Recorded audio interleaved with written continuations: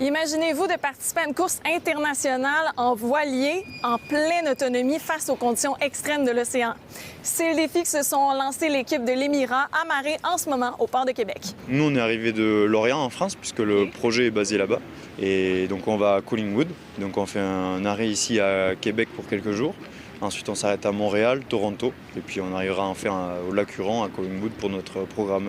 Donc, c'est un bateau de 60 pieds, 18 mètres 28. Alors, c'est des bateaux assez complexes, puisqu'il y a pas mal de systèmes. Il y a de la mécanique à bord avec tous les winches. Il y a ce qu'on appelle des ficelles, donc pour manœuvrer les voiles. Il y a des voiles qui sont aussi en carbone et tout ça. Ce genre de bateau, ça peut aller jusqu'à 40 nœuds, donc c'est à peu près 1,8 fois en km/h, donc soit à peu près 80 km/h.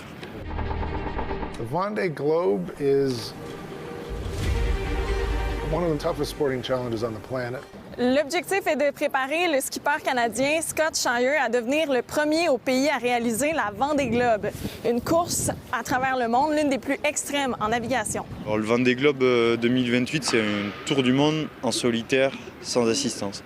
Donc Scott partira des Sables d'Olonne pour faire le tour du monde par le sud, et donc sans escale et sans assistance personnelle. Donc il faudra se débrouiller pendant tout le tour du monde. Nous, on doit le préparer, parce que pendant la course, il n'a pas le droit d'être assisté par l'équipe technique. Donc nous, notre job aujourd'hui, c'est de préparer Scott à toute éventualité et à toute chose qui puisse arriver lors de la course. I like sailing. You go in a little lazy, you go surf the waves, you know? That's not this.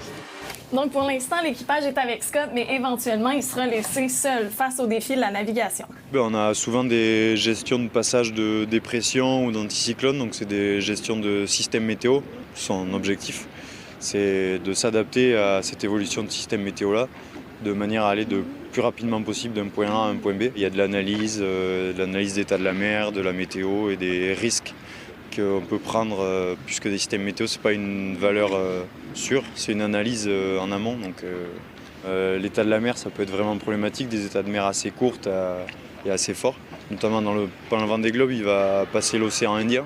Donc c'est connu pour avoir une mer très courte et très formée. Donc c'est très dangereux pour le bateau, c'est des mers casse-bateau quoi, vraiment. Donc il aura ça à gérer, réduire les allures, adapter les allures. L'équipe va aussi permettre à de jeunes Canadiens de vivre une expérience semblable cet été. À Québec, Juliane Perrault pour Nouveau Info.